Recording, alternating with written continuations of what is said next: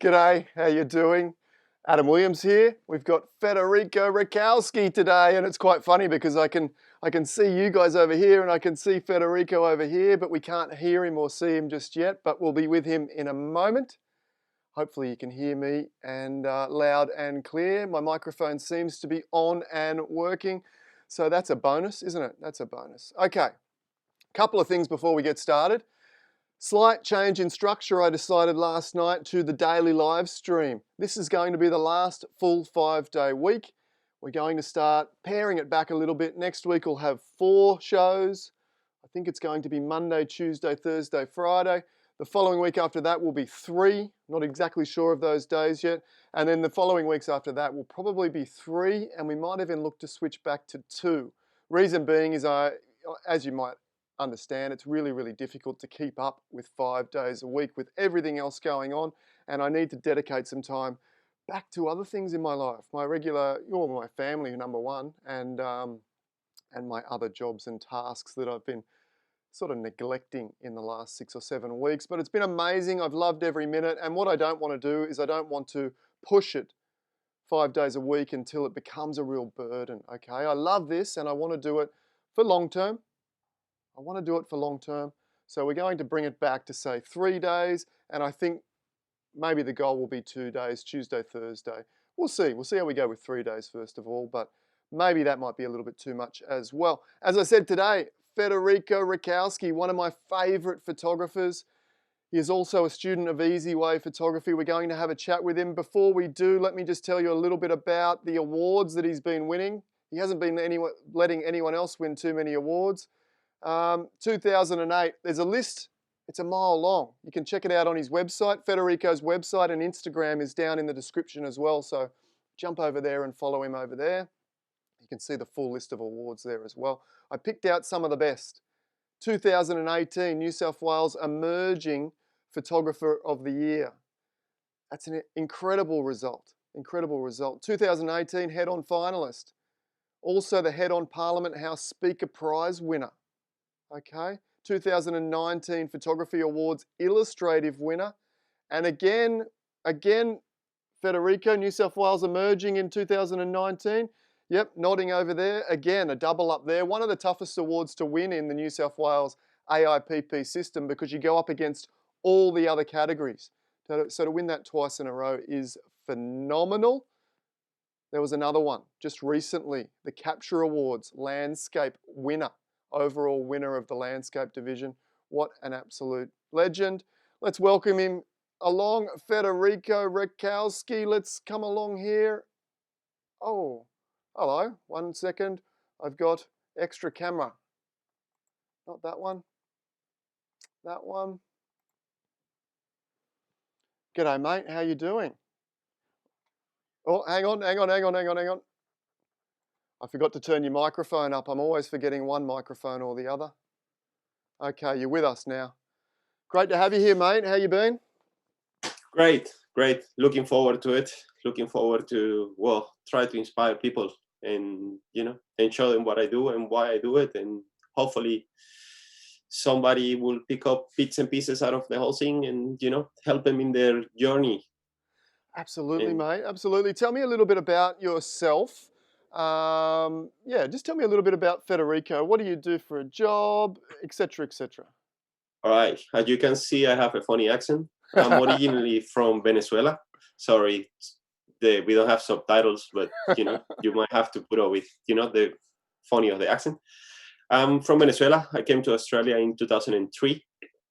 I'm a chef. I've been a chef all my adult life.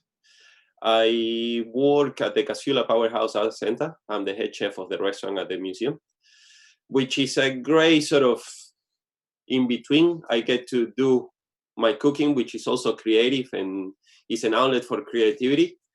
But also I'm surrounded by art, and a lot of the art that I get to see inspire me. And, it's great. I get to talk with curators and artists and that sort of thing and do my own thing. Awesome, mate. Awesome. And when did you first discover your passion for photography? Well, I think I bought my first camera in 2005. but wasn't until 2015 when my sister gave me. My brother-in-law is really into photography. He had a 1DX, and my sister had a 5D Mark II. Okay. But they started to have kids, and my sister decided she wasn't gonna use the camera anymore, and she gave it to me. Okay. Okay. Once she gave me a 5D Mark II, I felt compliant to learn how to use it, because it wasn't like my other camera that I could just point and shoot. Like I was walking around with a 5D Mark II that I didn't in automatic, Yeah. like in full auto. I was walking around taking photos in full auto. And then was actually that camera who got me into photography. The first time I shot, like actually got up to shoot a sunrise, was in March 2015. And yeah, it was a beautiful sunrise, and from there I was hooked. Absolutely, I mate. Oh, mate, I'm no long glad. after, yeah, not long after that I discovered the focus group, and yeah, I was hooked. I was totally inspired what people were doing, what everybody was posting things on Facebook all the time, and I see this great amazing work, and yeah, everybody that is being part of the group have inspired me and have shaped me in some shape, way, or form. Absolutely, mate. Yeah, I love the focus group. Very inspirational and very nurturing for photography. If anyone out there hasn't heard of Focus, look up on Facebook. Focus, I think it's Focus Seascape Landscape Photography. It's a great little photography group. All right, mate. You sent me some images last night or yesterday, and I was having a look through them. They're absolutely beautiful. Let me share them now with everyone here, and we'll just have a chat as we go through, see what Yep. stories come up. And it's going to be absolutely incredible, a real treat. Let me just make sure. All right, mate, let me remove that. Where All are right. we? Hide. I want to hide something. Hide floating controls. All right, mate. Tell me a little bit about this one. I love the ethereal nature. I like the depth of the fog in there. Tell me a little bit about this one. This is my first silver award ever. Okay. I won a silver award with this on Focus 2015. I think this was part of, I think I sent 5 images to Focus, and this was the one that did the best. The photo was taken in Cecil Hills, which is, if you see what the fog at the back is covering is the M7 motorway. This photo only exists on a really foggy day. Otherwise, you can see houses and the M7 behind it. Oh, And yeah, I think it have almost no post processing. Is really, the raw file looks really close to this, but it was nothing to do to it. The mood created the atmosphere, and yeah, it's just a bit of color saturation and bits and pieces, dodging here, dodging there, and yeah. oh, it's a beautiful shot, mate. I can see why it was awarded a silver award way back then. Was that the first competition you'd ever entered as well, Federico? Yes, she was. Oh, good work, mate. First comp, first silver, and you went on to some Yeah, pretty incredible results. You're on a bit of an incredible run at the moment, mate. Tell us a little bit about. Are we going to see some images from your recent capture success, the capture landscape yeah. winner?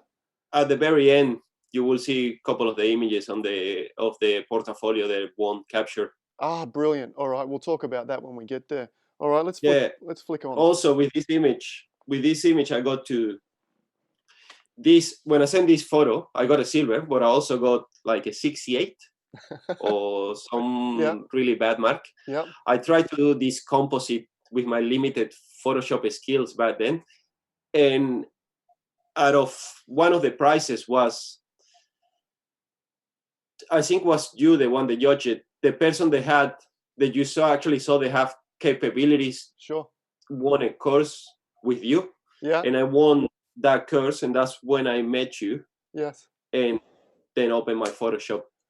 I remember it. I remember it well, mate. I didn't know you. That was the first time I'd ever met you. I think I'm Yeah, pretty sure.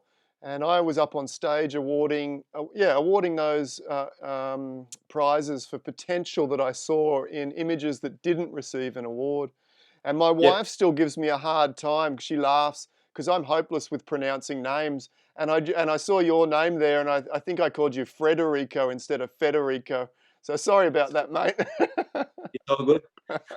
But yes, we went on from there, and we went on to build up quite a relationship, didn't we? I mean, I used to see you Yeah, at all the workshops and the focus meetings, and we always used to have a chat, and I've always kept an eye on and just loving what you do, mate, with your images. yeah.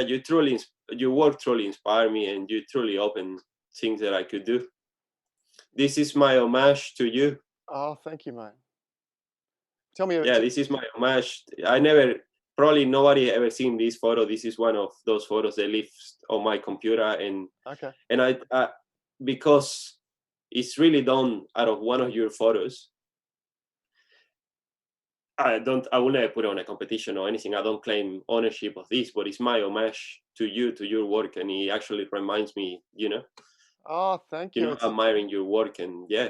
I, well, being a homage, I have a similar style.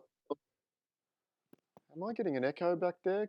Can you hear an echo at your end there, Federico? You broke up, I think. Oh, I broke up a bit, did I? Okay. All right. Hopefully, that's only a temporary little thing. Um, this, obviously, I know how this image is created because, I've got quite a similar image, and as you said, it's a homage. But tell us how this image is created, Federico. It's actually a flip. It's half of it was taken with a fisheye, with an 8-15 fisheye. It was taken at the wider end of 15 itself, the rock pool in North Cornwall, and it's actually just a flip of the image. And then I wanted to give it a painter feel to it, and it has an oil filter added to it. It have motion blur, but I didn't add any pixels. That was the sky on the day that I took the photo. Ah, okay. At the top. Yeah, the sky was a bit like that, except the blurriness, of course. Yeah, mate. I love the finish that you've got in the foreground there. It looks really paintedly, really beautiful.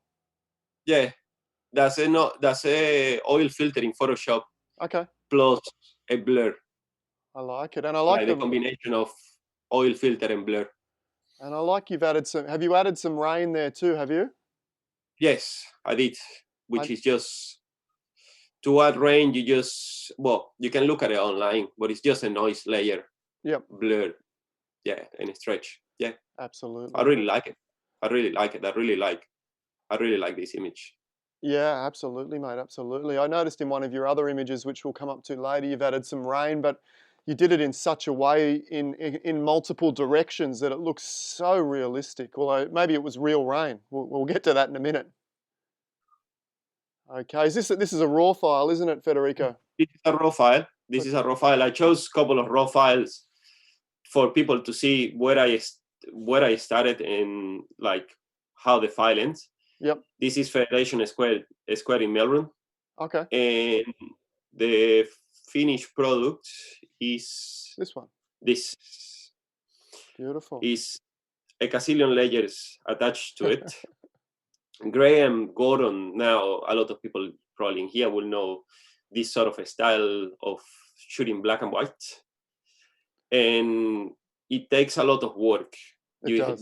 This is not something that I do often because you have to make too many masks. If you see the reflections of the windows of Yes. the sky, Yeah. it's a mask for each window. Oh, wow. And yeah, this is a gazillion layers. Oh, wow. Yeah, a lot of work. I was watching, the original guy that does a lot of this black and white stuff that a lot of people sort of pick up on and follow along. I'm trying to think of his name. Oh, it's gone. I got the style from a lady actually called Julianne Gasparot. Okay. Okay. Yeah, I've seen her If work as somebody was well. to Google her, her work is, if you like this sort of thing, if you like this style, Julianne Gasparot is like Okay. amazing. So is Graham. Well, Yeah, Graham's work is absolutely phenomenal. I can't think of the other guy, and I think he's done some work with Julianne as well. I was watching him on YouTube the other day, and it was just layer after layer, and he's got his own specific panel that does gradients across each cutout, yeah, and yeah, it's just like a lot of work. I And was as like, you can imagine, I have to blur the sky in every reflection, in every window. I can see. Yeah, because And it's yeah, I didn't add any sky. That sky that you see, that just a blur in Photoshop. I just selected the sky, blur it, motion blur, and yeah, that's it. That's what you get. I didn't add any pixels. I just blurred the pixels that were there. yeah, I tend to do that a lot. A lot of my work is like that. I don't blur. I don't bring new images into the photo. I just work with the pixels that I have in. yeah, No for absolutely. no reason. Like So I suppose it's part of the way I work and my workflow. a lot of your images are single capture. Yeah, Yeah. yeah, okay. Hey guys, everyone watching at home, just it wasn't Ansel Adams I was thinking about. I'll try and figure that out. It'll probably drop to me and I'll tell you later. But if you've got any questions for Federico whilst we're going along, drop them over there. I've got my eye on the comments over there every now and again. So drop them over there and I'll pass them on as they come through. All right, love that. Tell us about this one, mate. This is a bit more of a stock standard. I mean, I love it. It's uplifting, but I don't see too many sunrise shots from you. Is this your earlier work or is it just a bit of a deviant from what you normally do? No, this is my earlier work. This is Okay. what you start and you get drawn by this. I suppose we all live every day, but we don't really get up and watch the sunrises. No, we Suddenly you don't. got a camera and then you're getting up to watch every sunrise every day, and suddenly you discover, oh, this happens while I'm asleep. It's like, it's actually, I truly believe once you get into photography, you learn to see.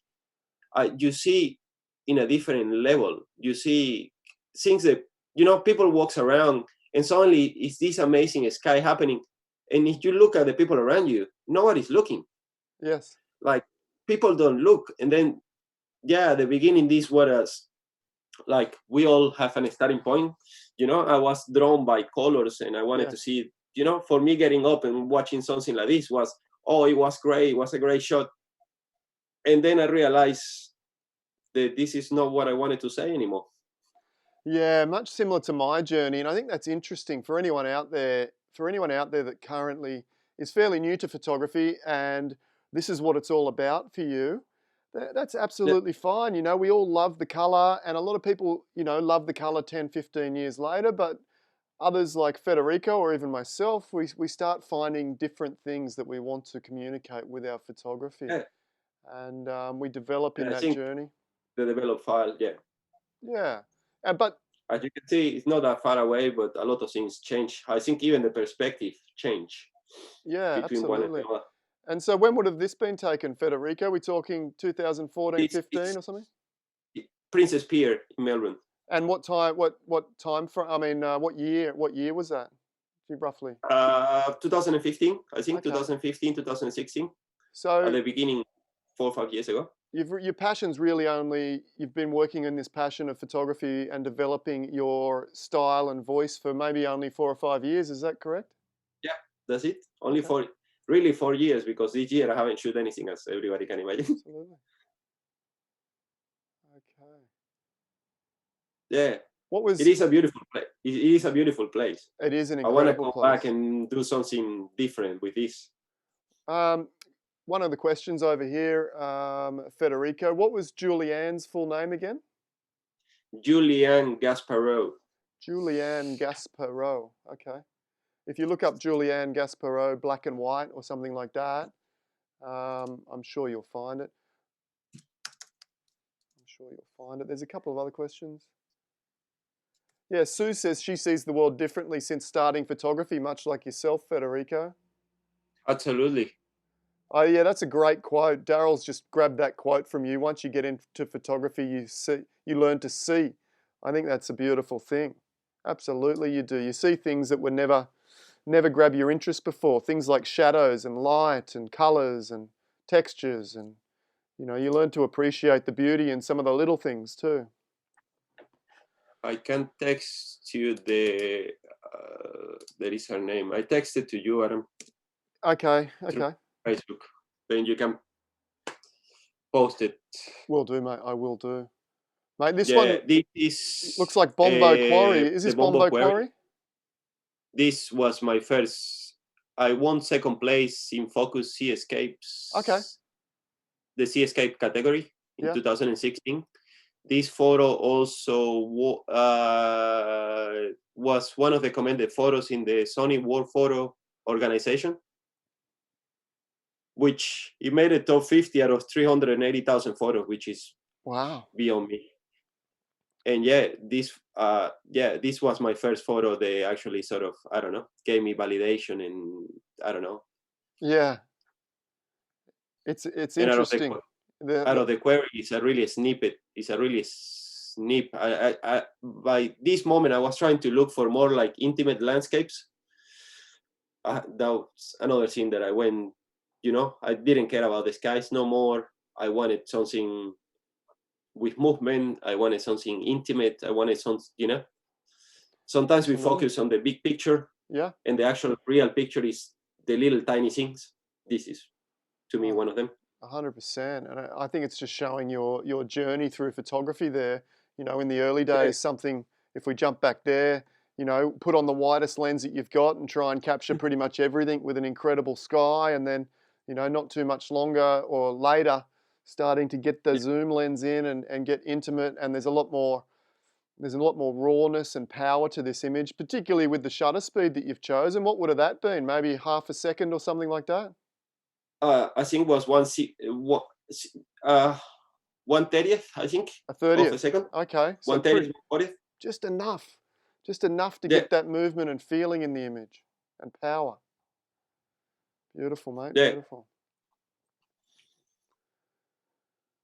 We all know this location. I'm interested on this one, mate. We know this, well seen, well known location. Why have you flipped it around 180 degrees?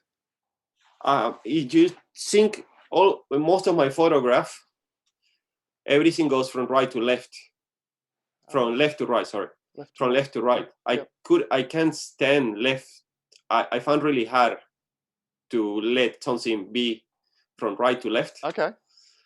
Then my idea was that you start looking through the left, and it takes you to the horse, and then that's what is flipped.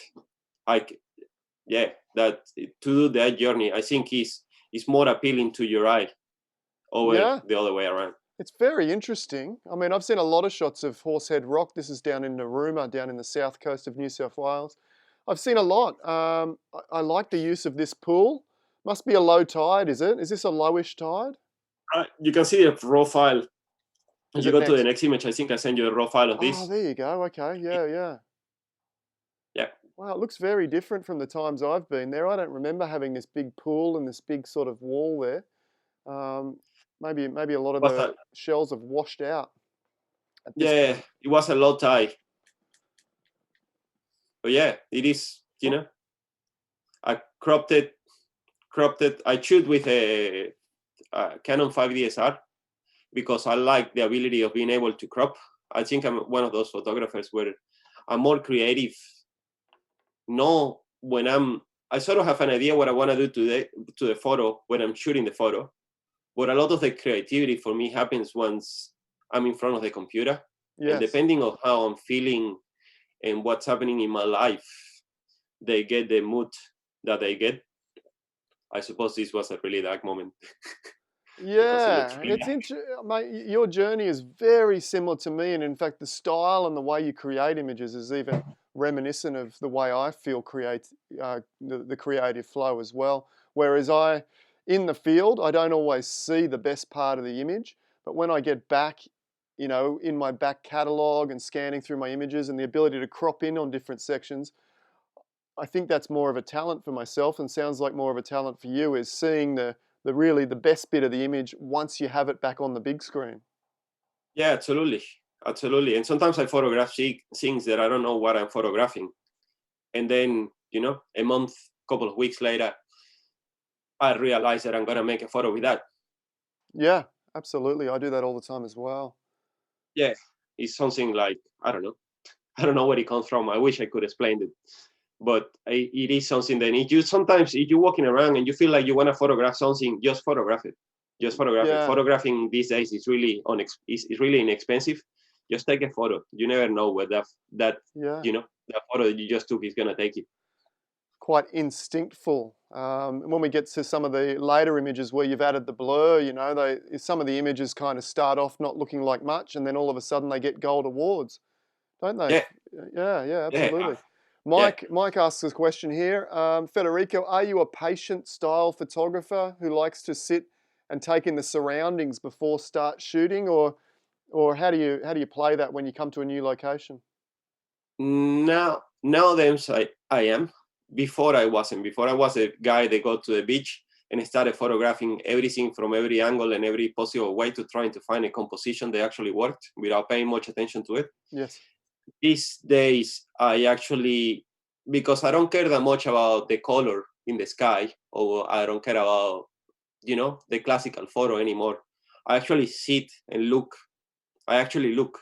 The difference is, before I was seeing, now I'm looking. I'm actually Yeah. looking into what works, what doesn't. What I believe that everything in the frame needs to pay rent. All right. I like this. Every element have to pay their way. You know, every element have to pay rent. If you cannot pay rent, you're out. I'm happy to throw you out. I love it. That's how I work with my photos. Oh man, I'm stealing that. I am stealing everything has to pay rent. That is the best analogy I've heard in that circumstance. I mean, I have something similar, but it's a little bit more, a little bit drier, I suppose, where I say that, you know, if the element doesn't directly contribute to the overall story or the photograph, then it's a distraction. And essentially, you're Yeah, saying the same thing, but you're saying it in a much more beautiful, poetic manner. Paying rent, I love it. It's got to pay rent. yeah, Absolutely, I agree. And I think in a competition sense, if you're including things that aren't paying the rent, it's devaluing your photograph to a certain degree, isn't it, Federico? absolutely, absolutely. The subject have to be well defined. The subject have to be. It have to be what, you know. You really need to direct the people's eyes. You really need to show. You need to show them what you want them to see, Yes. and Yeah. whatever you don't want them to see, take it out or darken it. Exactly. Yeah. Hide it. Hide it. If you don't want Hide it it. seen, hide it. We need to take Yeah, them by the hand, take our audience by the hand, and somewhat gently guide them, or sometimes not so gently guide them through the image. Okay. yeah. I print my own work, and once I print it, I always flip them around Upside down. and look at it. Yeah, and look at them upside down and see if my eye goes. If your subject is strong enough, your eye will go. Even if it's upside down, your eye will go to the same place. Yeah. You don't have to do it. I do it because I print most of my work because I like seeing them in paper. I stopped working on once I printed it. I stopped working on the file. It's for me. It's It's finished. like the file might not be perfect to somebody else, but it's my perfection. Yeah. Like once it's printed, it's my perfection. Like that's, to me, it's my, you know, and I'm happy to leave it at that. It's no, I continue to go back and add things and Yeah. move things, Change it. and yeah. Yeah. I had a crazy thought the other day, Federico, completely off topic here, but you might be interested. I collect a lot of photography myself from various artists, and lately I've been really interested in the history, you know, Australia's historic photographers, if you like, and the silver gelatin prints. And there's something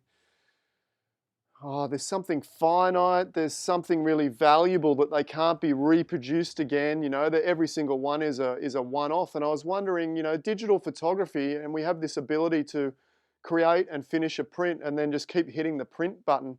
And I know we have limited edition photography, but I wondered myself if I could create a similar sort of value by finishing an image, for example, and then printing out, say, 3 of them only, you know, an artist proof, a gallery proof, and a one of one, you know, the so-called limited edition, the original, the one of one piece, and then completely destroy the raw file, delete it, Oh remove wow, it from existence, so that the only remnants of that photo is those 3 printed files. I think that's something I might look into in the future. sounds sounds great. I only Yeah. do 5.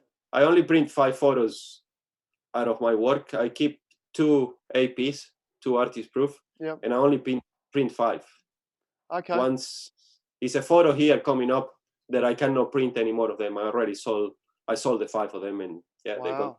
So if anyone's interested in a piece of Federico's art, get on and email him at his website. There's one coming up, mate, that I'm going to inquire about when we get there because it just stole my heart when I saw it this morning. Here we go. I remember this one when you posted it in Focus, and I might have even, I think I commented it. I don't know what I said, but I'm pretty sure I made a comment on this image when you posted it. You really like it. You really liked it. I did, yeah. This photo is called Trapped. I took a break from cooking in 2016. I worked in the same restaurant for 11 years, and I had long service leave and so on and so forth. And I took a break to actually do more photography. Like, I was incredibly passionate about it, and I spent most of my time doing this. And this photo, I created this photo the night before I went back to work in the kitchen, and that's what it's called, Trapped. And that's how I felt. I tried to I'm not good at writing, right? I don't write. I don't like writing. Yeah. But what I was trying to do is express what I was feeling through the photograph, and that's what it is. There is 3 images on this. Is the balloon and the moon on the left. Yeah. And the other image is in the State Library of New South Wales, and it's a reflection of the window against tiles. Oh. And it's nothing else done to it. Oh, wow. Okay. And one of those moments when I took this photo of the reflection of the tiles against the reflection of the window against the tiles, I didn't know what I was taking it for. Instinct. I have no idea what it was going to become, and it became this. And the narrative, you mentioned the narrative, you just touched on that, but is the image is called Trapped, and the balloon feels like a freedom, wanting to be free of constraint. The window here looks like it's constraint with those bars over the top of it. And what would I felt like I was just looking at the world going by, and everybody having fun out there, and I was going back to work. Yeah, absolutely, mate. Beautiful thing. Couple of questions, or one more question. Mike again asks, Federico, does your photo take you on a journey once you bring it home and start processing, or do you have a preconceived idea about how it's going to look? A bit of both. A bit of both. Like this photo, for example, this photo took me to a journey once I started processing it. I didn't know when I took it. I have no idea what I was going to do with it. But some others, I already have an idea what they going to become. And but it's never, technically, once you see my new work, it's nothing compared to, it's not real. I'm not trying to do photorealism. I'm trying to tell an story. I'm trying to express myself. And and I would argue, and I have this same kind of internal debate as well about what is reality. I would argue that a lot of your work, although it doesn't represent a visual reality, I think the narrative and the story represents a much stronger truth emotionally than what some of the most realistic images could ever hope to achieve. Yeah, absolutely. Yeah. Oh man, love this. Pop of color here. Tell us a little. I remember this at AIPP, mate. I remember this. Was this your first time you entered AIPP? Yeah, this is I think the next 3 photos are what it gave me AIPP 2018 New South Wales Emerging Photographer of the Year. And this photo is called Mis dos amigos, which translate from Spanish to my 2 friends. Yes. I have 2 best friends, and they always shine light to me in the darkest moments. And this is my interpretation of my 2 friends. One of these photos lives in Ireland, and the other one lives in Colombia. Wow. And I only printed, 2 of them for them. And that's it. Yeah, it's everybody can see it's a composite. This doesn't exist. It's a sunrise and a sunset put back to back. Oh, wow. It's the same photo. The bottom part of the image and the top part is the same photo. I just flipped it and joined them in the red part. Yeah. The photo was taken at the sunset, and the sunset was taken at Mungo National Park. Yep. And the lighthouse is a lighthouse next to the Opera House in Kirribilli, whatever it is, in Sydney. and the moon is just came from a moon photo somewhere. That's amazing. In fact, this is quite surreal to me. I love this photo, and just when you told me the narrative of the photo, I've got a very similar photo.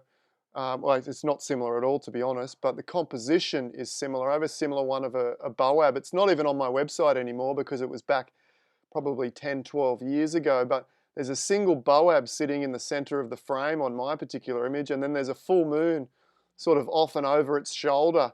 And I called that image Together, and it was a representation of, these two old souls that were meeting every now and Oh, wow. again, once a month or whatnot, these two old friends. So Yeah, interesting, a very similar narrative and very similar composition, mate. No wonder I like it so much.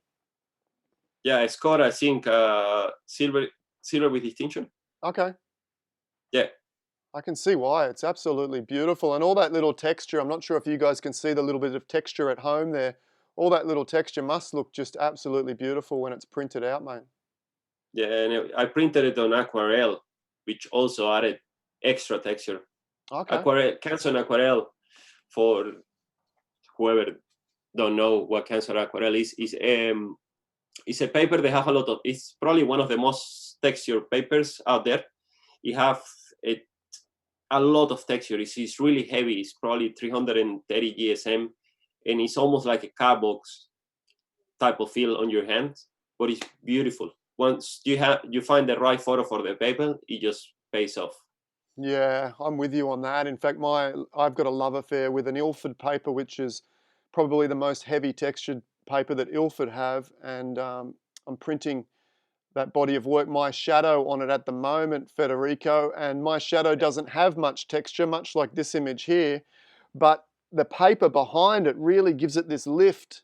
That Yeah, texture really gives the blurriness of those images a great lift. So the papers are really important, aren't they? yeah, absolutely,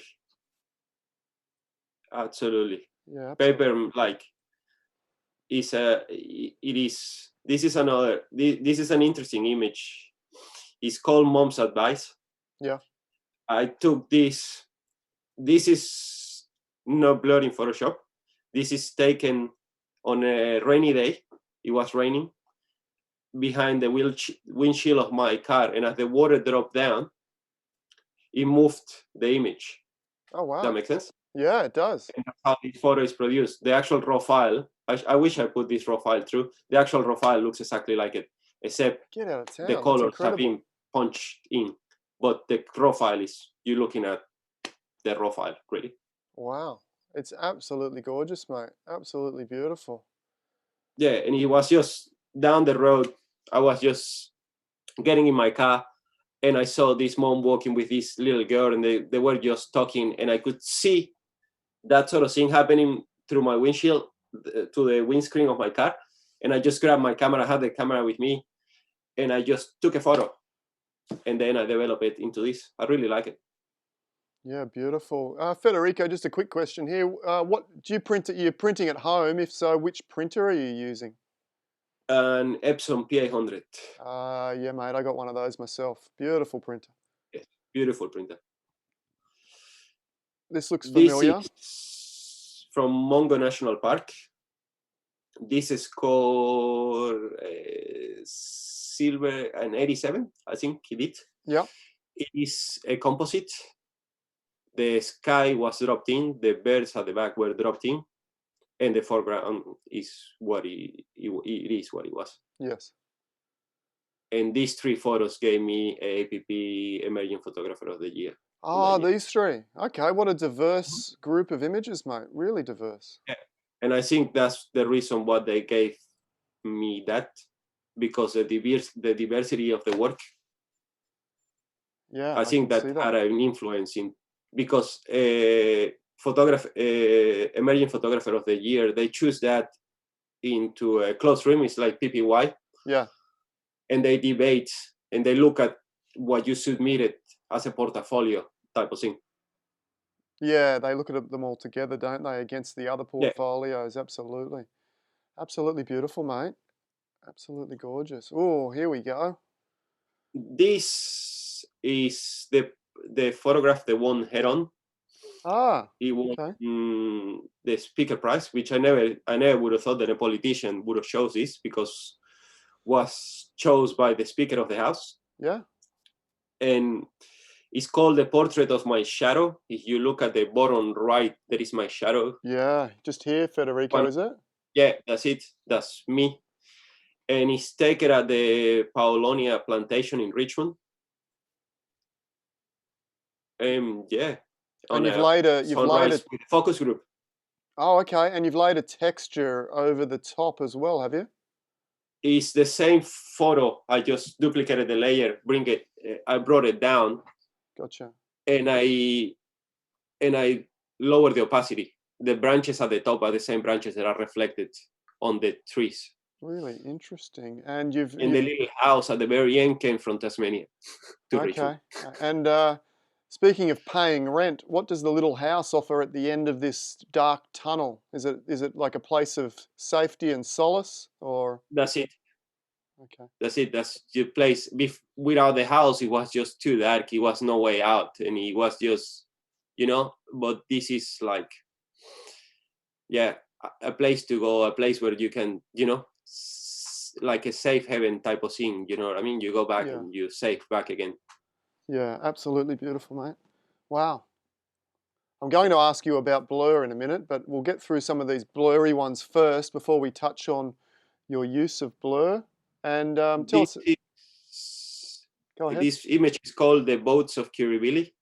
Okay. It's taken at Ah, Kirribilli just using like an ICM technique, probably around one third of a second, yep, and with a 70 to 200, yep. and just concentrate on the mastiles of the boats, and just check and shoot, like Just shoot lift and up check, like that. shoot Zoop. and check. Yeah. I do that a lot. It produces these beautiful abstracts. I think, which I really like. This was on a rainy day. It was raining. It was pouring down, raining, and I was just photographing in there. And it's pretty much, this is as like the raw file that I got that day. Out of I Yeah. probably took I took probably a couple of hundred photos, and I probably got 2 or 3 that I could use. The rest were just That was too going. blurry, too much, not enough. Yeah. Yeah, that was going to be my next question. I've done a little bit of this myself, and it's not the kind of thing generally where you can get, well, you might get lucky and just shoot one or two and get something really nice, but generally you got to shoot a couple of hundred of them in a session, don't you? And then go back through Yeah. and see which particular combination really works. And sometimes you can even lay them over the top of each other and get some interesting effects too. Yeah, absolutely. Yeah, it's really nice, mate. What do you, again, this is another beautiful one. What do you think blur adds to your photographs? I think it creates this tension, this dynamic tension in the photograph. This is this is a photo from the Moeraki boulders, the Okay. boulders in New Zealand. As you can see, I wasn't interested in the boulders. I took the photo of the boulders, the standard. I Yeah. have my photo, my own personal photo of the boulders, and I'm happy with that. But after I shoot that, I just started looking around, and I look into the headland, and I took a photo. It was a beautiful sunrise. Like the colors are what the sunrise was like. And I took a long exposure of the headland, and then I transformed the sky. I pull it up and down Okay. to give it this swirl. Beautiful. Reminds me, there's a photographer that I used to follow, Josh. Is it Josh Adamski? Seen a photographer do this style of work before, Federico? There was someone that I used to follow that did this reasonably regularly. Used to like to combine a blur with a sharper foreground. No, I didn't. I No, haven't. But I'm yeah, more than happy to look in somebody else's yeah. I work that can't has this think. sort of thing. I think it might be Josh Adamski, but I can't remember. I can't remember. No worries. I will It's not. It's write not. that. It's not similar. I'm not saying it's a homage or anything like that. It's not. It's not similar to his work, but it just reminds me that swirly sky, swooping sky, really reminds me of his work. Beautiful colours, mate. You got lucky this morning with the spectacular colours, and it's interesting that you got these incredible colours at an incredible location, Yet this is the image you decided to include rather than the stock standard Mariki boulders, mate. Yeah, because uh, everybody have shot the more rocky boulders. It was probably, I don't know, I was surrounded by 45 people Yes. at that particular sunrise. And yeah, I knew I wasn't gonna do anything with them, with the boulders. I wanted to see them. I Yeah. actually wanted to see them, and I actually like my photograph of the boulders. But Yeah.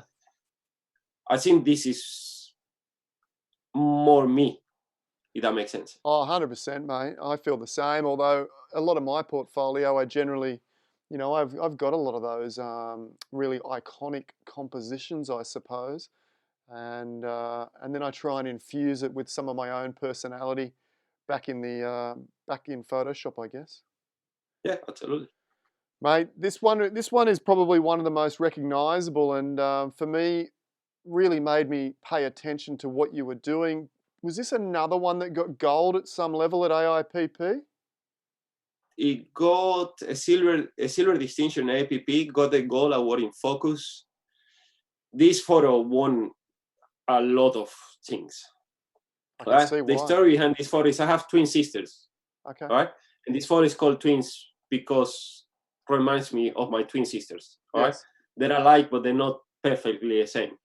And when I was in New Zealand, I was trying to look for this. I was actually looking for it. And every time I saw trees everywhere, I was trying to look for this disparity in nature. Ah, okay. And I never found it. I never found it what I wanted. But the skills that you taught me in Photoshop got me to it. If you flick the next photo, we will see the raw file. Yeah, look at this, guys. Look at this. After, before. We can see those two trees. Here they are here in the middle. Whoop, Yeah, there they I are. desaturated all the greens. I swapped the green color to red, to the hue. And then I sort of high key everything else. Pushed them Like all I up, pushed yeah. the whites And the up a lot shadows, and I yeah. painted that through. Very And that's how I effective. It's very effective. And it does have that narrative of, you know, these two close souls here sort of sticking together in Yeah. a sea of, I don't know what it is. It's quite soft, but it's also quite lonely, and there's a lot of This is space. Yeah. I sold out this print. I sold the 5 copies that I was gonna make from this. Gotcha. These ones, they're all gone. So- It's only my artist proof left on this. So you sold the 5 copies, and how many artist proofs do you keep? 3 or 2? 2. Two. 2. Okay. Yeah, good idea. Good idea. Yeah. Make sure you hang on to at least one of those artist proofs, mate. Yeah, absolutely. It's a beautiful image. Absolutely gorgeous. I better get in quick when we get to that last one, mate, because I don't think there's going to be too many copies of it left either. It might even be sold out. This looks like New Zealand as well, mate, is it? This is New Zealand. Yeah, this is New Zealand. This is Milford Sound. He got me a silver distinction in AAPP. And yeah, the boat was there. If anybody's wondering if I drop in the boat or not. Why would we What I think did- that, mate? Come on now. What I did to the photo was I blurred the foreground. Yeah, The long exposure wasn't as long. gotcha. I just blurred the water. Yeah.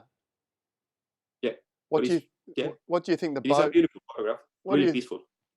I mean, some might argue that we could take the boat out. What do you think the boat adds? How does it pay the rent here? I think it's well. It was taken for a APP, Yeah. and then I was looking for a gold nugget that they will find. Yes. If you can imagine this printed at 26 centimeters on the longest side, Yeah. you cannot really see the boat until you look, and then you get the image, and then the image sort of invites you to look, and then you find the waterfall, then you find the little boat, Yeah. and then that sort of gives you that, that traveling, moving into things. It's called Into the Sound. Yes. That's what I name it.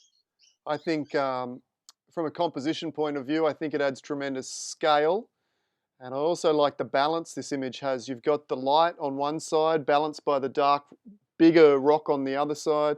The waterfall and the boat sort of complement each other as far as symmetry and balance are concerned as well.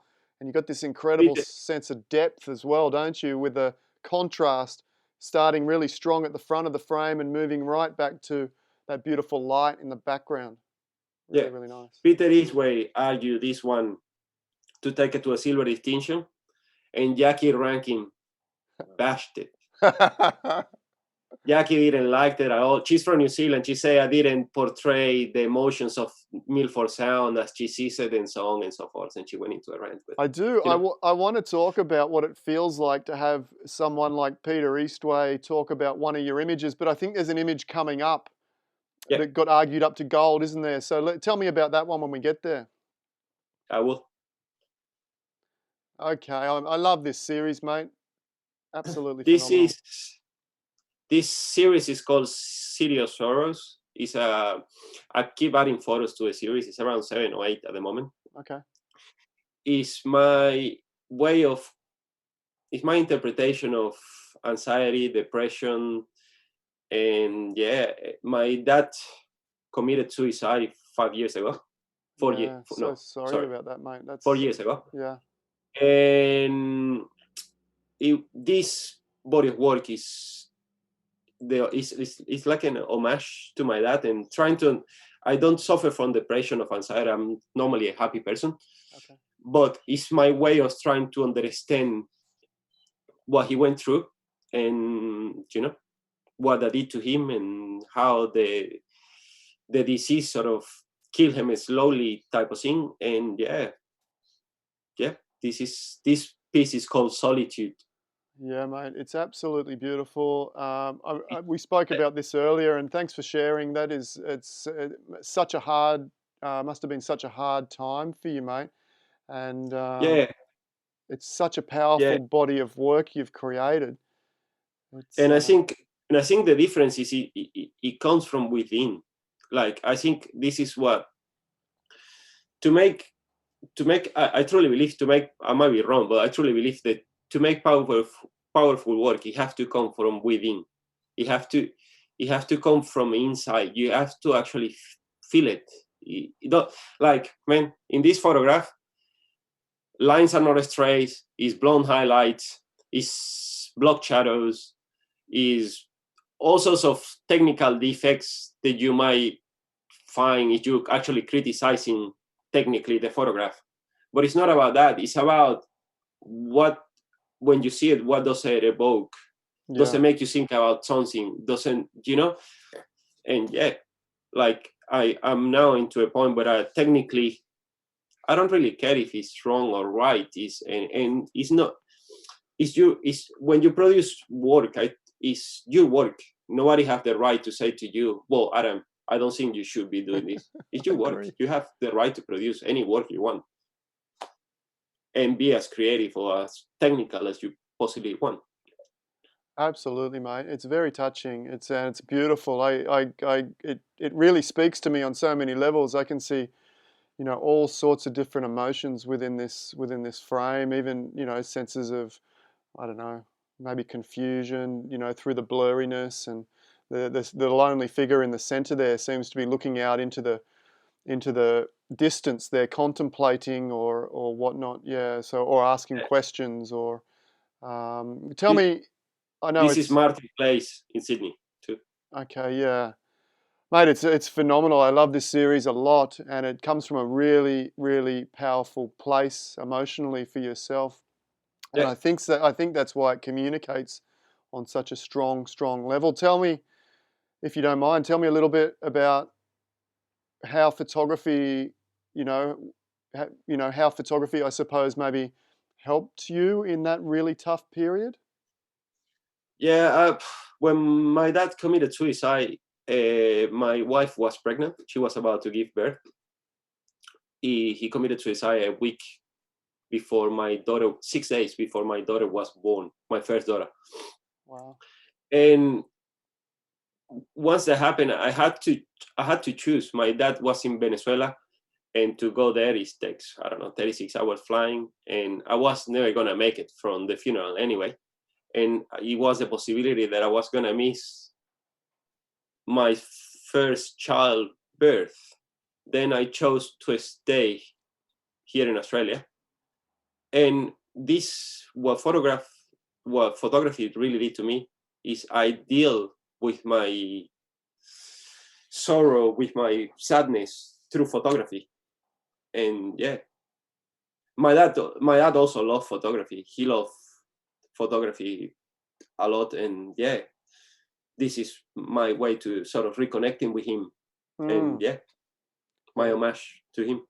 It's really special, and it's something that you can keep, and as a keepsake of that, of that relationship with your father.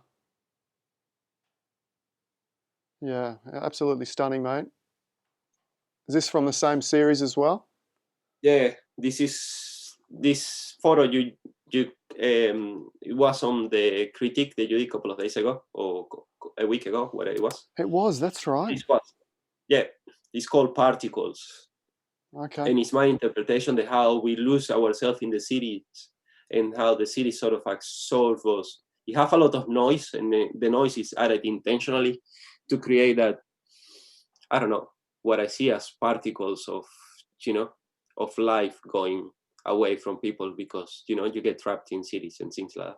Wow, mate, you're really speaking straight to my soul here. I remember having a conversation with my wife almost identically to that. I know a lot of people seem to get energy from the busyness and the hustle and bustle of the city, but sounds like much like you. When I'm in a big city, all the big lights and the noise and the sounds and the hustle and the bustle, they all seem to take a little piece of me away, and I find it really hard to stay there for too long. Yeah, and that's what the noise to me represents on this image, the lifting of, those pieces that have been taken from people. Yeah, yeah, absolutely. Absolutely. That's incredible, mate. It's just a simple photo for anybody looking into how to do something like this. It's just a simple skyline photo of Sydney Harbour, and I just blur the buildings up. Yeah. And I think it was a long exposure. The sea was just flat, and I just blurred the buildings up. It was a really cloudy day. It was really great. Yeah. Hence where all those clouds came from. It's absolutely beautiful. And this is I'm guessing this is a raw file for one of your upcoming ones, is it? This is this is a raw file of an APP gold. That one. This is a raw file of this. Look at this, guys. You'd be forgiven for looking at that and just saying, well, it's just a happy snap. Why did you even take that in the first place, Federico? And then all of a sudden, you produce something as beautiful and powerful as this is here. And as you said, you're not overly concerned about the awards, or particularly with this body of work. It's all from your heart and from your soul. But, it's amazing what you can do with something that doesn't really have a lot going for it to begin with, to be honest, isn't it? Yeah, it's this photo, Blue Sorrow, was argued by Kelly Toner. It was the first time there's something like what happens to you. This is what I entered APP, because you actually can see the judging live, and it's great to be able to see what people actually thought of your photo, or what actually people, what they like, what they didn't like. I don't know. I truly enjoy the process. Yeah. And she was moved by this photograph. She actually got the meaning together. Her voice was breaking as she was arguing for the photo to become a goal. She was truly emotional about it. Oh, absolutely. Which is a great feeling to achieve. It was a great feeling for me to achieve. 100%, mate. It's entering the AIPP in that particular system, it's a really powerful thing when another photographer of that we hold in very high esteem all of a sudden takes the narrative, picks up on the narrative and the emotion within the story and the power within that story, and then starts,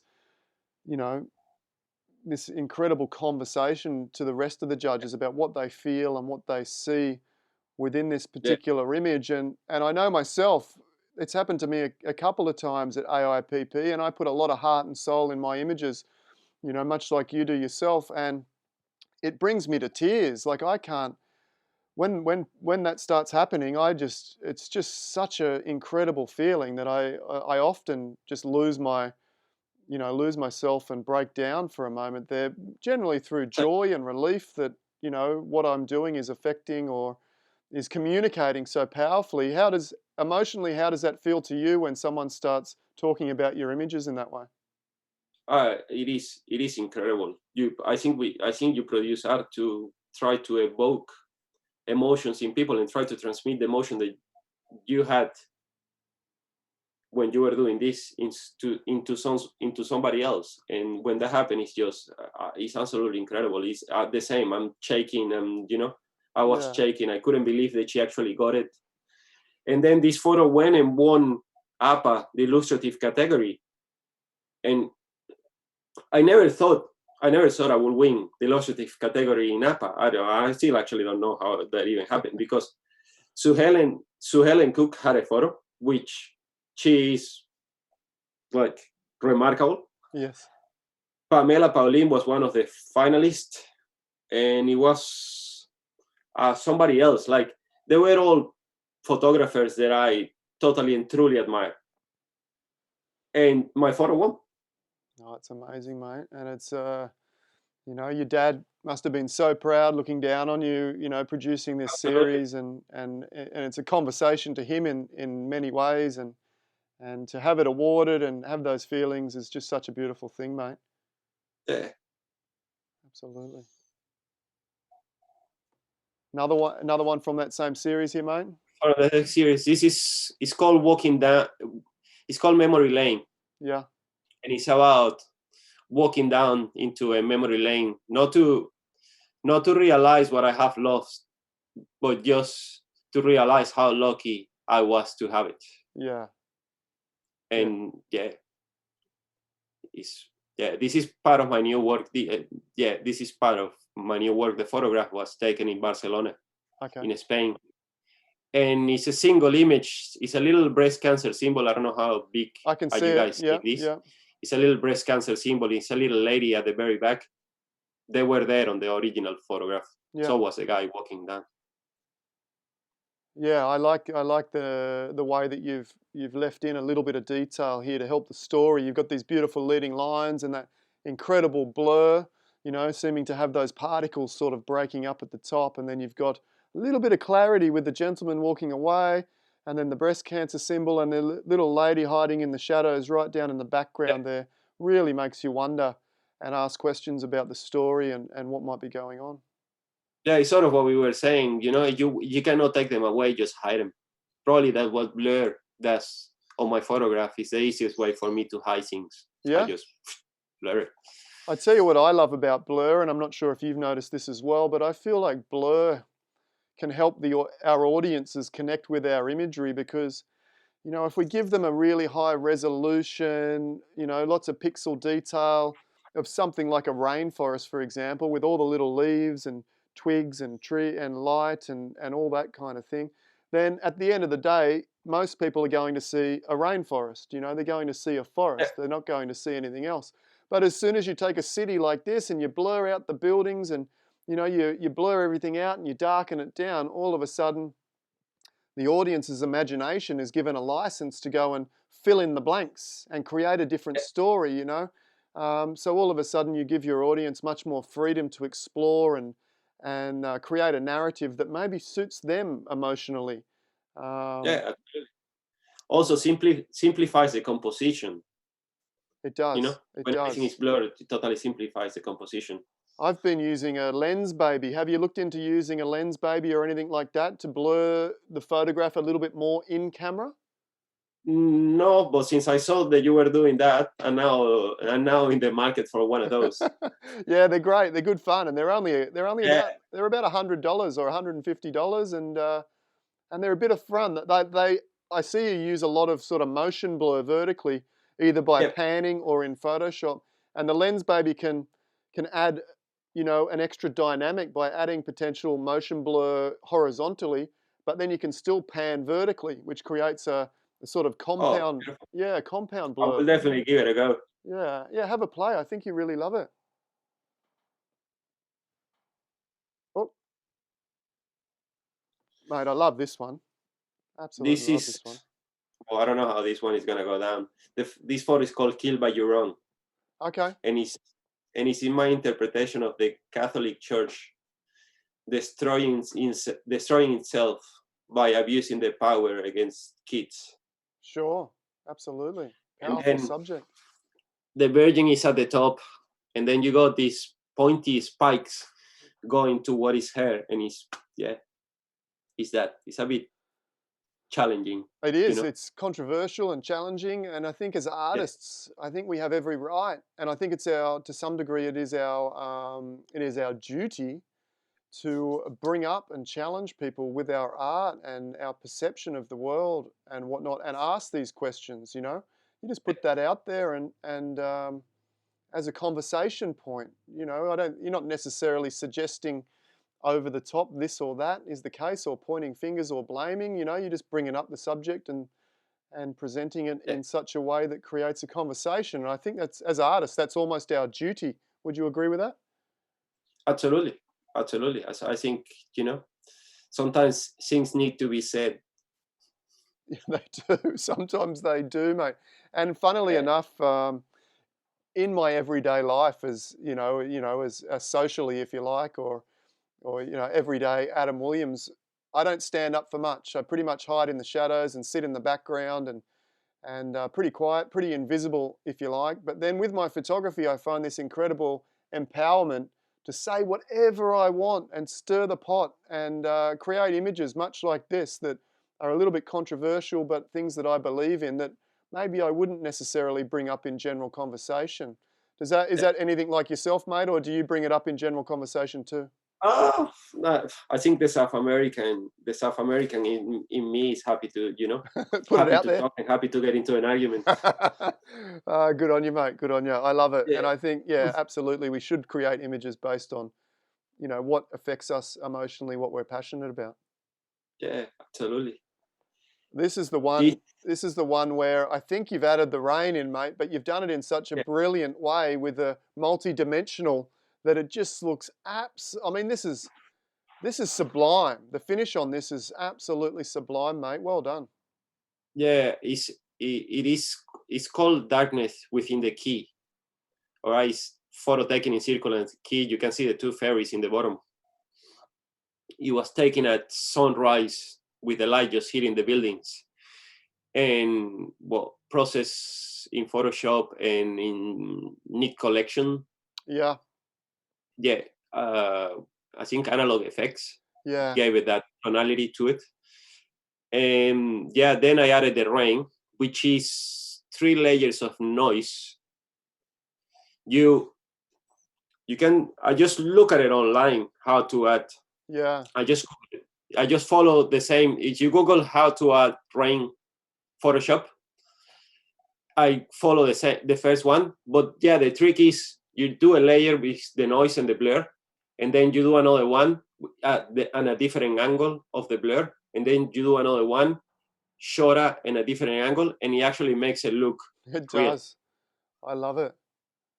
I love it. Yeah, The way we might do that next week, actually, Federico. I might do that as a tutorial in Photoshop next week. The way I do it is I use an astro image of stars, and the reason behind that is these days if you wanted to enter in a competition, often you need every element to be going to photographic in be nature, yeah, where noise is not qualified in a lot of competitions for that. So I use an astro image for the same thing because it's basically fancy looking noise, isn't it? All those yeah, stars. that's it. And it's not uniform, which is great. Yeah, and the sizes of the particles are different. The stars are different, so the Yeah, raindrops are different. So it would look really, really great in this sense as well. I've never looking tried forward this. looking forward to see that one and learn.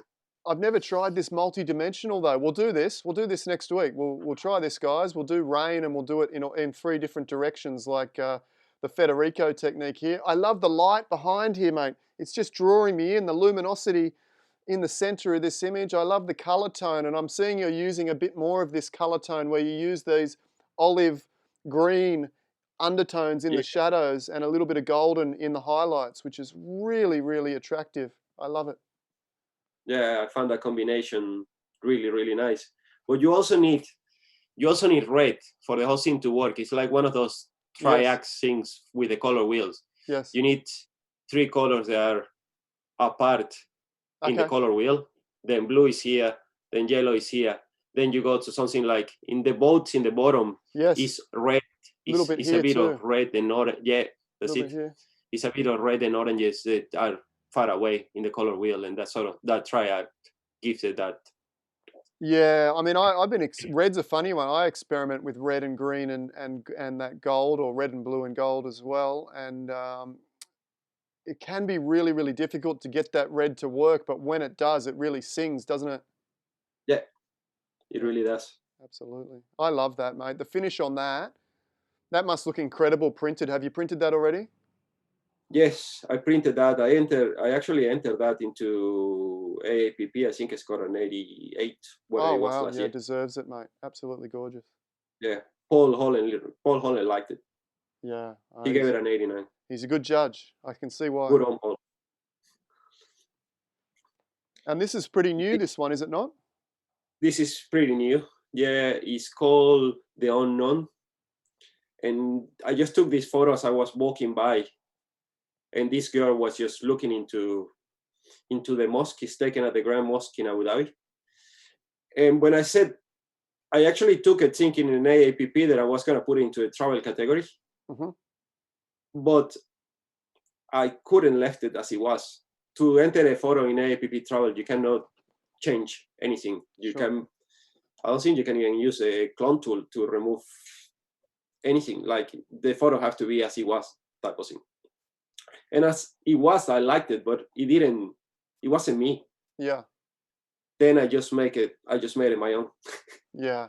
How do you, I mean, I think you're well beyond this now, Federico. How do you feel about entering awards that aren't speaking from, that aren't you specifically just to win? Is that something you still do, or is it something you've done in the past? Or Not really. And I've done it in the past, and I actually photographed before a lot to enter into awards. yeah, Like I actually went to a stage when I actually was just photographing, thinking into, well, this will make a good photograph to enter into an award. But nowadays I'm photographing what I want, and depending, like I wouldn't never enter this into focus awards, to say something, in the creative yes, category. I don't think it will do well.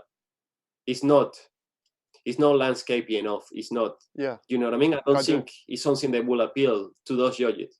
But this photo on an art competition, on a pure art competition, printed, probably will do well. And I think it's a photo for each competition. Like everybody have a great photo for a singular competition. The magic is in picking which one to send to whom. Yeah, I think you're 100% right there, mate. Absolutely. Absolutely. Just a quick question. Since you've started to be really authentic with your imagery and creating it, from your soul, from your heart, do you think that's been a significant factor in improving the power of your work in the last 2, 3 years? Absolutely. Well, I never won a competition. I never actually won a competition until I started creating work that came from within me. Yeah, Uh, you know, yeah, I think, that's the actual work that I started getting some sort of success. If you can measure success by winning competition, which you can't really, is really this photo, for example, on the right day, on the right judge, might win the competition. On the wrong day, with the wrong judge, might get a 65. And yes, then you cannot really measure your success. This is not what I do it for. I do it as a form of an expression. The entering the competition and the validation is an added bonus to it. That's how I see it. yeah, Yeah. yeah. No, I agree, mate. But I think it definitely helped me though. Entering competition have definitely helped my journey. Like I have learned a lot. Like Yeah, yeah. I think, if I have any recommendations for anybody out there, go and watch the AAPP live judging for the last, now that we got plenty of time, watch for the last 3 years in the category that you like. If you like pets, or you like landscapes, or you like commercial, just watch and look. It's inspiring what other people can do. At least to me, it's inspiring, and that's thing that I've learned the most of from watching, live judging of competitions and things like that. Absolutely. You can find that, guys, if you look up on YouTube, AIPP APA or AIPP competition live stream or something like that. I'm sure you'll find it. And then, as Federico said, look up landscape or illustrative or whatever your favorite is, and watch a couple of hours of that stream and be inspired. Just one last point whilst we're talking about, speaking from the heart or creating from the heart and competitions. I'm of the belief that a lot of these judges are the most experienced photographers, out there. And I think gold awards, generally, the judges are looking for, a real tug of the heartstrings to win an award, or, to give that gold award away. So, as you said, sometimes you just got to do some stuff that's really straight from the heart, but a bit edgy and a bit out there, and it might get a 65, but at the same time, you might enter it in the next competition and it might win the whole competition, right? Yeah, absolutely. Absolutely. Absolutely. So don't be disheartened if you enter something that you think is really powerful and you get a 65, give it a few more shots. Or at the end of the day, even if it fails 5 or 6 times and you love it and you think it's powerful and it's got a great narrative and it's from your heart, it doesn't matter. That's all that matters at the end of the day is. I think was Peter Eastway in the last APP in 2019. He had the highest score sprint in New South Wales, and he also had the lowest score sprint in New South Wales. He had both, the highest and the lowest. That says it all, doesn't it? When you're really trying to communicate. Absolutely. Absolutely. Another, oh mate, what about the sky on this one and the light and the rain in the background? Yeah, this photo he made it into the top 101 international landscape photographer of the year book, which is the only time I have sent photos every year, and this is the only photo of mine, and that's the reason why it's here. The only photo of mine that I've actually make it to the book. Like, yes. Don't you think everything that for everybody out there, don't you think everything, like, I win everything I enter? It's a lot of things that I enter that I don't win. And yeah, I really like it. It's as everybody can imagine, it is a composite. The sky came from a storm in Western Sydney, and the foreground with the boat came from La Perouse in Sydney too. Yeah, it speaks to me of power, foreboding, vulnerability. This little boat sort of, getting, about to get thumped by this storm, so to speak. Yeah, it's got a lot of narrative to it. There's a loneliness. And in the middle cloud is a figure that reminds me of King Kong. I wanted to name it King Kong. I never did. Is this the eyes here? In the bottom, like if you go down a bit, down here. There is King Kong. The 2 arms and the head. Like this? Yeah. There's another one up here. Looks like the Marshmallow Man, mate, with a couple of eyes and a big nosy mouth and a chin. Here. Yeah. We love picking out faces in the images, mate. It's a really powerful image. I can see why this would do well because it's simplistic, phenomenal light, lots of drama, and it speaks of vulnerability and that sort of battle between the power of nature and the vulnerability of man, I suppose. Looks like some patterns in the sand, mate. What's this one all about? That is patterns in the sand. This is part of, time looking for intimate landscapes, doing something totally different. And yeah, they are patterns in the sand. I just added a bit of color, changed the hue of the sand, and yeah, printed looks beautiful. It looks really beautiful. I like abstracts. Sometimes when I don't have anything to say, I go back to abstracts and playing with abstract compositions. And it's mate, I love it. It reminds me a lot of your particles image, that cityscape image with the particles flying off. It'd be an interesting texture to experiment with in some of your other work as well, with the way it breaks down at the top there. Yeah, it is. I don't know. It's something that I think the hue combination of the image I really like, Yeah. and yeah, I like abstraction a lot. I And, really enjoy and abstraction. It's the one of the more, things that I actually do also enjoy. When I don't have anything to say, I resolve myself into abstraction. yeah, and as I said before, with the abstraction, whether it be blur or just lack of being able to ground the image and understand what the image is, again, it opens up the mind for the imagination. I mean, I'm seeing Yeah, reference to that particles image. The second thing I'm seeing is this dark spot is a cloud that's sort of sitting up above, this the month. mountain-esque landscape that reminds me. What Yeah, are those famous tall mountains in China? Those very beautiful tall mountains around the fog that Michael Kenner photographs. I can't think of the yeah, exact name. Even if I could, I wouldn't be able to pronounce it probably. But yeah, it's got a lot to it, this image, mate. I really, really enjoy it. We have a couple of questions here. Freelancer says Federico has gone past rising star. He is a superstar to me. I agree. He is a superstar. Absolutely. thank No you. need I to feel comment on really that one, humble. mate. I actually feel really humble too. I actually don't think, like, after following Iggy's act last week, me sitting here, it feels humbling and surreal, to be honest. Do you know what? I had this conversation with my wife. I did Christian Fletcher's podcast last week, and I said to my wife, I feel like I don't belong, and I'm going to ask Christian when he comes on, at what point did he feel like he belonged and feel comfortable and feel like he was, somewhat worthy of doing these interviews and being asked to do these interviews? Because every time, like yourself, every time I do one, I just think, why do you want to listen to me? You know what I mean? Like, what? I'm not interesting. But anyway, um, I think we all feel a little bit like that. There was one question Pamela asked, that mosque, on the mosque, what was the technique? Was that the oil filter in Photoshop again, mate, or?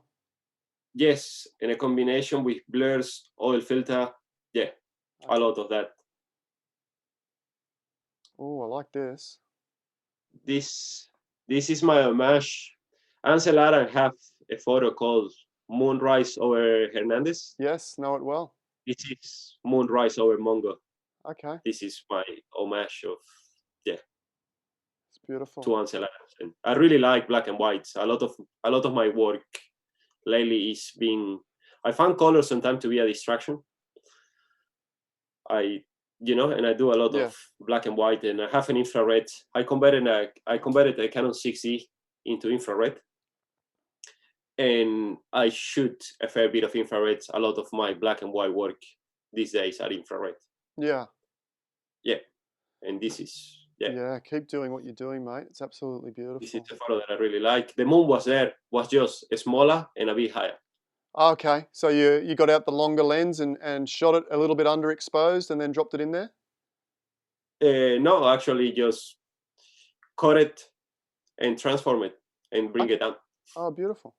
It and I works patch really. it from the top. It adds something to this image for sure. This is interesting.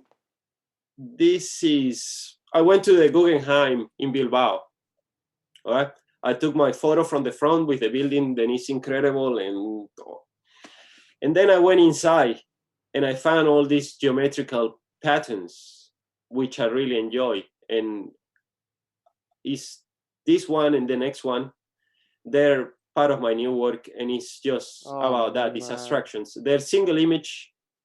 They're really not much done to it. I just look. I brought this to show people that sometimes when you're in a place that is being photographed to death, just look at the details that everybody overlooks. Uh, I'm telling you now, that one's going to win a photo competition before you're done, mate. That is world class. Absolutely incredible. That will classify into the travel category on AAPP. Like, it's just nothing being done to it, really. Yeah, yeah, and It's just ceiling. and you've entered that in AIPP already. No, I was going to, but we had COVID-19. Okay, have you seen that latest competition, the online one? Yes, Yeah, yeah, the Silver Linings Awards. get They're some gonna. into that. I don't know if I've got time. Hopefully, I'll have time to enter some of mine. I've got a fairly unseen image of my shadow, which is a Luna Park Yeah. image, which I really I think it's the So it's incredible. I really liked it. Oh, thank I you, saw mate. in one of the episodes you show it Yeah, I in showed it one in of that focus yeah, interview. Yeah. I think it's the strongest of that set. Although, as you said, with that kind of work, which is a bit edgy and a really heartfelt, I'm not too fussed about the score, and I'm completely aware yeah, that it might get a 65 or it might get a 88. You know yeah. what I mean? It could get anything. Um, I never send the same. I never send the same images to New South Wales that I send then to the Nationals yeah, because I don't find any fun of that. I already know what that one would have scored. Then to roughly. me, Yeah, it's like yeah, I normally send three more, and so be it. If I get a 65, I get a 65. If I get a 90, so be it. yeah. I mean, this one, I couldn't be more confident that this is a gold image here, mate. And I think you're going to find that out in the future. Yeah, thank you. Oh, pleasure, mate. My pleasure. It's stunning. Um, we got the raw file here, and then Yeah, this is where we ended up. yeah. I just wanted to show people the transformation of, you know, something that in green is beautiful, but it's much better in red. Whoop, lost it. To my Yeah, I agree. It's really interesting story. Beautifully isolated. The light, the subject. yeah, It's got a lot of what makes an award-winning photograph or a powerful photograph. The simplicity, the light, the subject. That's what I'm always looking for. And a lot of your imagery, the more, let's call it, conventional imagery, has those elements in it as well. yeah, and yeah, that's why I just wanted to show people, what the sort of things that is possible. Then it's not. It is not really hard. Like this is just swapping colors around in Photoshop with a hue saturation Yeah, slider and masking that out and painting it in. That's pretty much it. it's really beautiful, really beautiful. Another quick question here. When you're shooting for black and white, are you shooting in color and then converting to black and white? These days, infrared and Okay, converting black and white. gotcha. Yeah, I like this. It's a prime example. This is an infrared photograph of a roundabout. This is just a roundabout in France somewhere. Yeah, They had some white, they had some black pebbles, and it's an infrared photograph.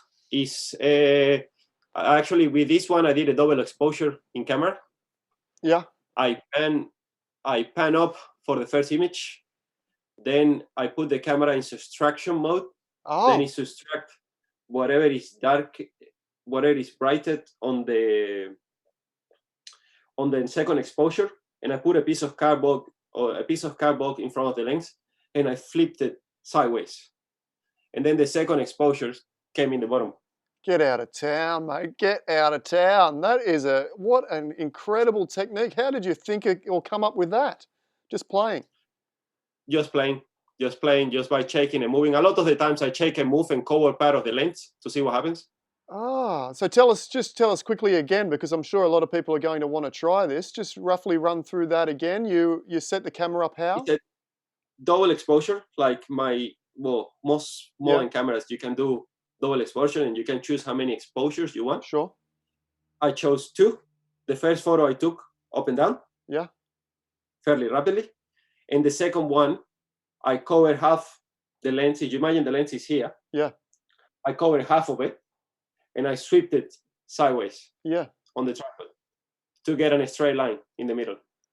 And in your camera you select subtraction mode. Is that correct? Yeah, subtract, I think it's called, or subtract or difference, something like that. Okay, and essentially the second exposure replaces the first to some degree. Is that correct? Yeah, to most of it. Yeah, like it's pretty much, yeah. The modes change. It's two modes. I forgot at the moment. The two modes, the difference is one lets the blacks through, the darkest part of the image through, and the other mode lets the brightest part of the image, the brightest part of the Right. exposure through. Yeah, okay. And then that does that. And then I just finish it off. I blur bits and pieces Yeah. a little bit. But yeah, this is one of the photos the got me capture magazine. This is the main photo of that portfolio. The Capture magazine gave me landscape landscape, photographer emerging of the landscape year. photographer of the year Okay. 2 days ago. And that was only a couple of days ago. On Sunday, the magazine came out. That magazine is not even out. I actually think they haven't announced it on their website. I think they actually made a mistake and they released the online magazine by mistake. And yeah. I was talking with Ricardo da Cunha and Paul Holan last night. They were two judges of that particular competition, Federico. And Oh, yeah, there you yeah, go. yeah. And I think Ricardo da Cunha has been a pretty, well, maybe Paul Holan as well. They've been pretty big influences in your photography too, yeah? Man, more Ricardo, into my style, more Ricardo than Paul. Yeah. I'm not really keen on flying.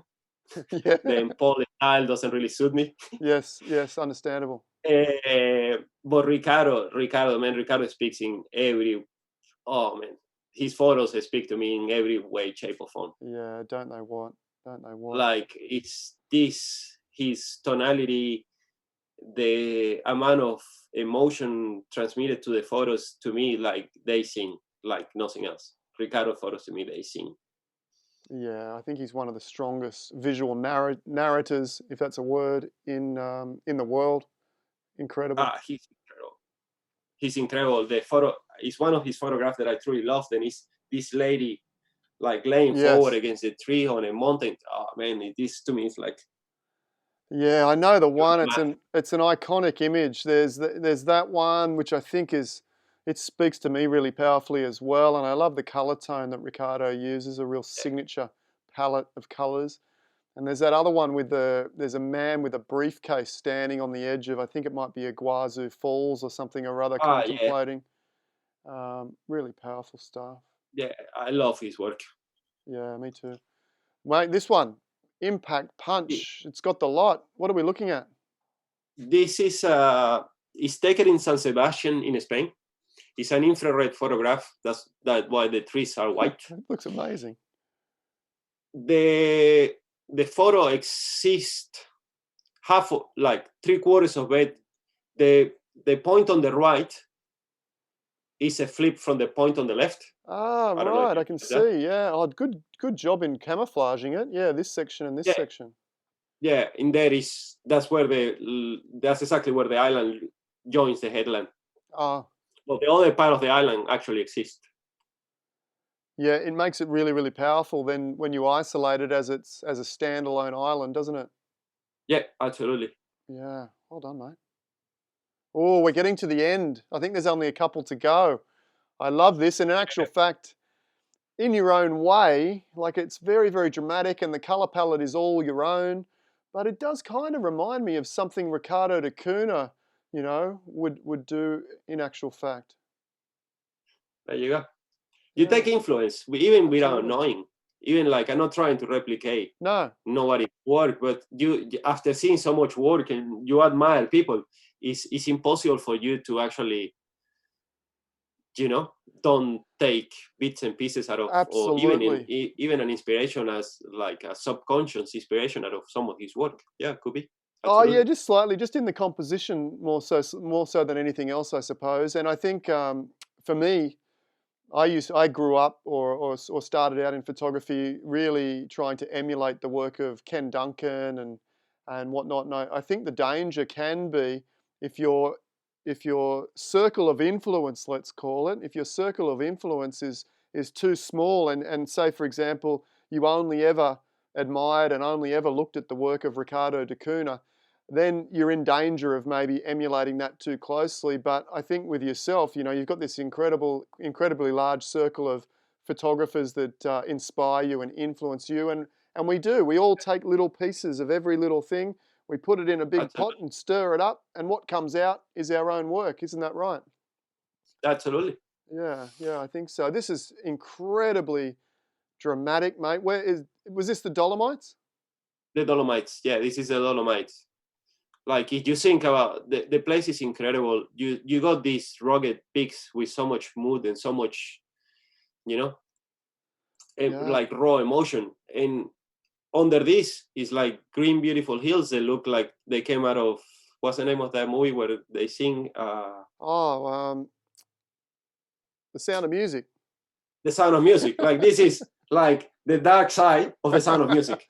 You got to have the dark side and versus the light side. It adds drama, mate. And even in your image here alone, you've got this incredibly dramatic image, which is juxtaposed with the fragility and the vulnerability, if you like, of these 5 birds, sort of representing maybe the freedom.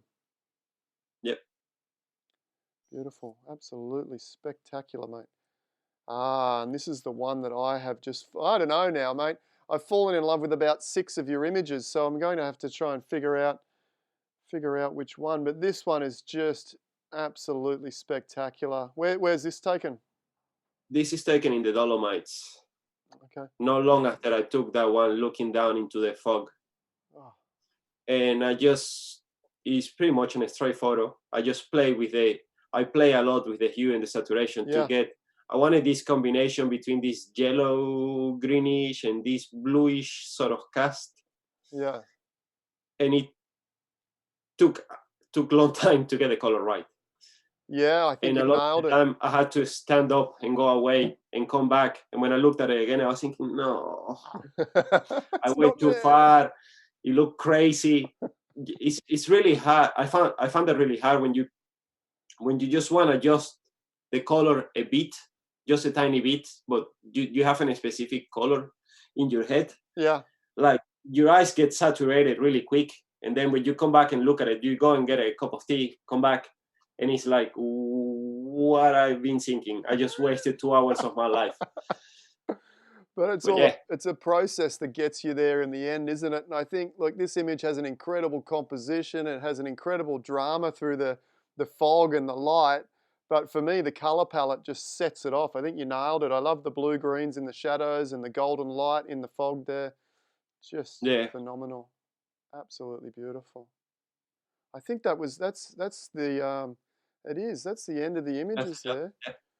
How do I get my how do I get that back? There we go. We'll bring you back up on big screen here. There we go. We're back on the big screen. Guys, if you have any final questions for Federico, he's been kind enough to spend roughly an hour and a half with us, and I'm sure it was a real treat, wasn't it? An absolute treat. I can't believe people are still listening to me after an hour and a half. I don't know. How many people have we got still listening along there, guys? It was absolutely incredible. I loved every moment of it. Absolutely loved it. Let us know. William says this was inspiring. Thank you both. So William's been really inspired. Pleasure. Gail says thank you for sharing your inspiration, talent, and also and your joy and your pain with us as well. She feels that's a really beautiful thing to share with us, that story, Federico. Pleasure. We'll see if any questions come through. Any final thoughts that you wanted to say about photography in general? What would be your number one tip if I just picked up a camera in the last year or two and I'm really enjoying your style of photography, Federico? How would I go about maybe getting myself to a level where I can create my own authentic story within my images? I think if I have my, this is what I will do will be like, I will write a biography about myself 5 years from now.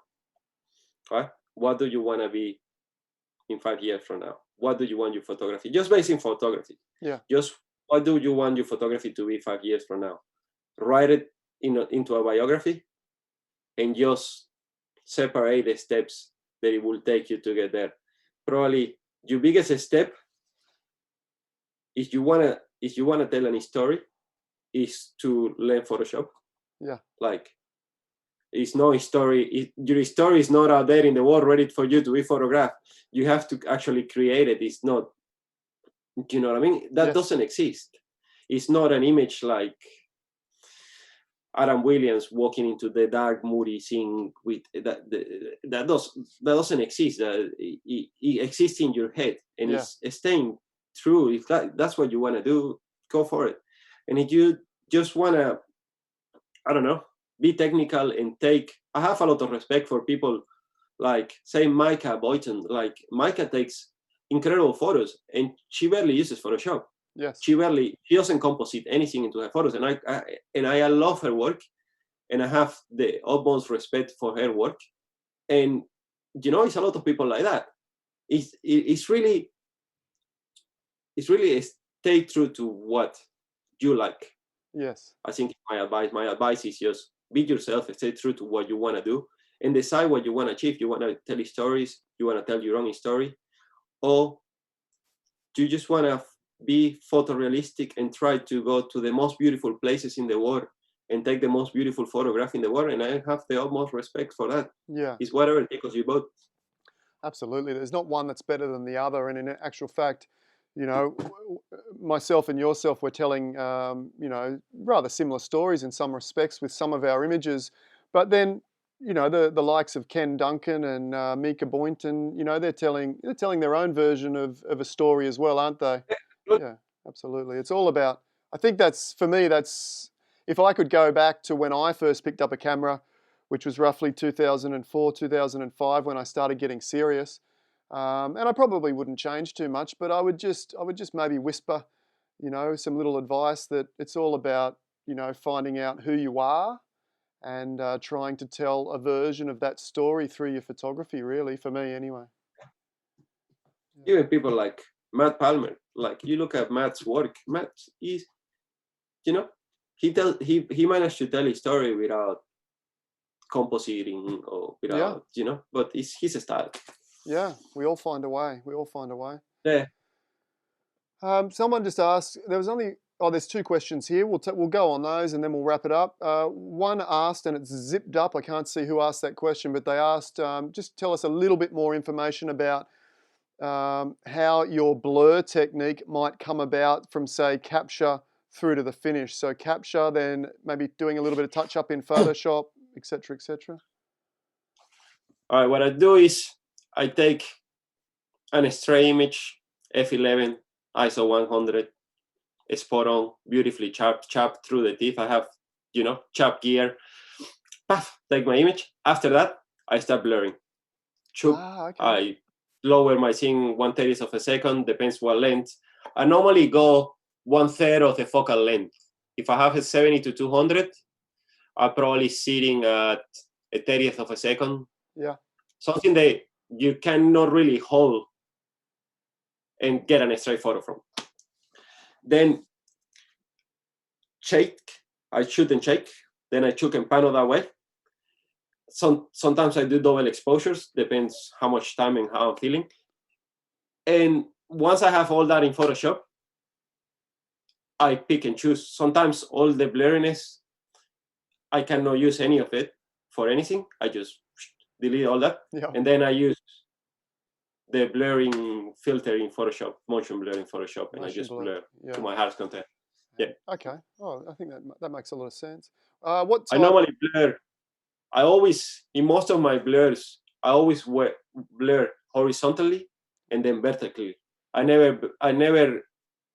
It's not many photos when it's only vertically, or definitely not only horizontally. But yeah, most of them have to go that way and then go that way. It makes sense. Often, I imagine your foreground is horizontal and your background is vertical. Yeah, that's it. Makes sense. That makes sense that way. Quick technical question: what type of IR conversion and which camera are you using? I'm using a Canon 6D. It was converted by Camera Clinic in Melbourne. Camera Clinic, yeah. And I have the 720 nanometers filter. Okay. Installed on it. It's almost black and white. All right. It means absolutely nothing to me, but hopefully the people that are asking the question, that means something. But sorry, who was the company that does that? Camera Clinic. Camera Clinic. Okay, perfect. You can send them any photo they take. They put a filter inside, and then you can use the normal camera as an infrared camera. The only thing is the camera will never be able to be converted back.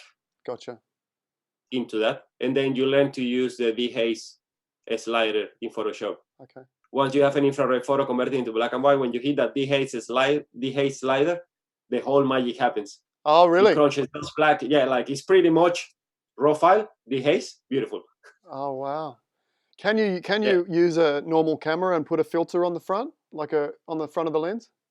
Yes, but then you can only do really like longish exposures, Okay. it takes a lot of the light off. Then Okay. you actually have to, yeah, you will be doing a longer exposure or increasing your ISO Yeah. a lot. Okay. That's what I have.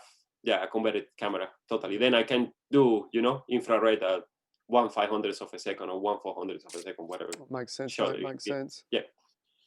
Cheryl says, wonderful session. Work was inspiring. Love your thought process. She says, thank you for the great session. Awesome.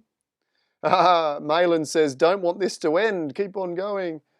All the guys are saying thank you. Federico, I'll let you, just wrap it up with one final word and we'll close the session out, mate. Actually, before I let you wrap that up, I just want to say thank you, mate, for your time.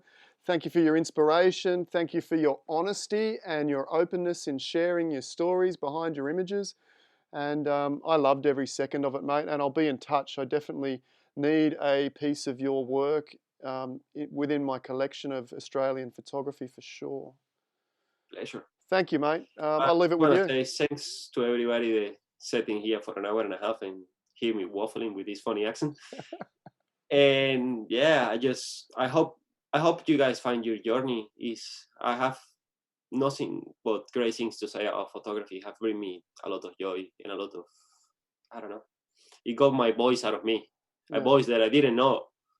If you would have said that I would be sitting here with you to me 6 years ago, I would not believe you, because 6 years ago I didn't even own a camera. I was like I was thinking, I would have said to you, "You're crazy." But yeah, I truly enjoy the journey, and whatever journey that might be, this is mine, and Adam has his own, and everybody else has his own. Whatever journey you have, I hope you enjoy it and get the most out of it, and get out there and photograph and learn Photoshop. It's the best thing I ever did. Yeah, well said, mate. Absolutely well said. Hey, guys, also, we'll wrap that up now. That'll be the end of the session. But in the description just below here, I've got Federico's website. So go and have a look through there. There's some images that obviously we didn't see today. And as a thank you for Federico, jump over to the Instagram link I've put there. Give him a follow. It'd be nice to have an extra 50, 100 followers for Federico, just for donating his time and entertaining us and inspiring us this morning. Stick with me, Federico, and we'll have a quick chat after. But thanks, guys. We'll end the stream there. I'll see you tomorrow. We've got the 5 shows this week. Another one Wednesday, Thursday, Friday. Thursday, we've got Mika Boynton. I should be looking here, shouldn't I? We've got Mika Boynton coming up on Thursday. She's going to give us a completely different perspective of her own very unique journey through photography. And then Friday, we've got Tasmania's Luke Sharkey. So make sure you pencil those in. Yeah, it's super photographers. It's going to be great. Thanks, guys. We'll wrap it up there, and I'll end the stream there. See you tomorrow. I think we're going to do a bit of photo critique tomorrow. I'll see you then. I'll just end.